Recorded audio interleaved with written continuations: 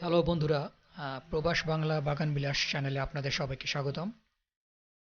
অনেকটা শখের বশেই বেশ কয়েক বছর আগে আমার বাগান করা শুরু। আহ, আপনাদের যাদের বাড়িতে বাগান করার মতো খুব বেশি বড় জায়গা নেই, তারাও আশা করি আমার পরবর্তী ভিডিওগুলো থেকে যথেষ্ট উপকৃত হবেন। প্রথম বছর আমি যখন বাগান করা শুরু করি তখন আমি আমার ব্যালকনিতে গাছ লাগানো শুরু করি। পরবর্তীতে এই ছোট ব্যাকইয়ার্ড সহ এই বাসাটা কেনা হয়।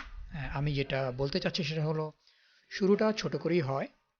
তাই যার যতটুকু জায়গা আছে তাতেই যেন সুন্দর করে একটা বাগান করতে পারেন, সেই চেষ্টাই থাকবে। আর সিডনিতে এখন ওয়েদার ঠান্ডা হওয়া শুরু করেছে। আজকে এপ্রিলের 13 তারিখ। এই সময়টা আসলে খুব বেশি সবজি হয় না, ভালো হয় না। কেননা এখন আস্তে আস্তে ঠান্ডা পড়া শুরু করবে এবং মে মাস থেকে শীত শুরু হবে। 3 মাস শীত থাকবে। মে, জুন, জুলাই, আগস্টে আবার স্প্রিং শুরু হবে, যখন মূলত আহ, সবজি বা গাছপালা ভালো হয়। তারপরেও আমার চেষ্টা থাকবে যেন আপনারাও প্রয়োজনে ইনডোরে কিভাবে চারা তৈরি করতে হয় সেটা এবং তার পরিচর্যা করতে হয় সেটা করতে পারেন। আমি সেই চেষ্টাই করব। আমি আশা করব আপনারা সবাই আমার চ্যানেলটা সাবস্ক্রাইব করে আমার পাশে থাকবেন এবং নতুন নতুন ভিডিও আসা মাত্রই তা আপনাদের কাছে অবশ্যই পৌঁছে যাবে।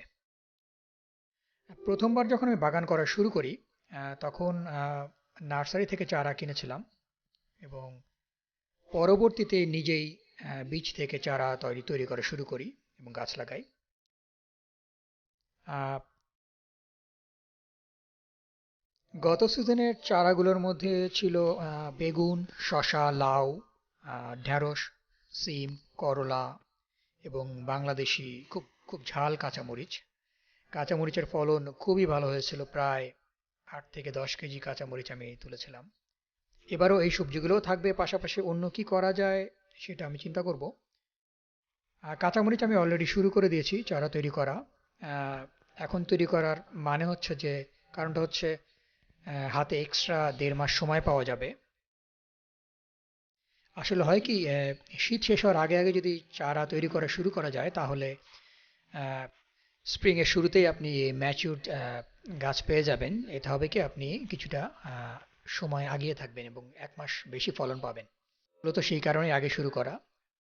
যাই হোক, এই ভিডিওটা আর বেশি বড় করব না, যেহেতু প্রথম ভিডিও একটু বড় হয়ে গেল। পরের ভিডিওগুলো দেখার আমন্ত্রণ রইল। আশা করি সবাই সাবস্ক্রাইব করে আমার পাশে থাকবেন। আল্লাহ হাফেজ।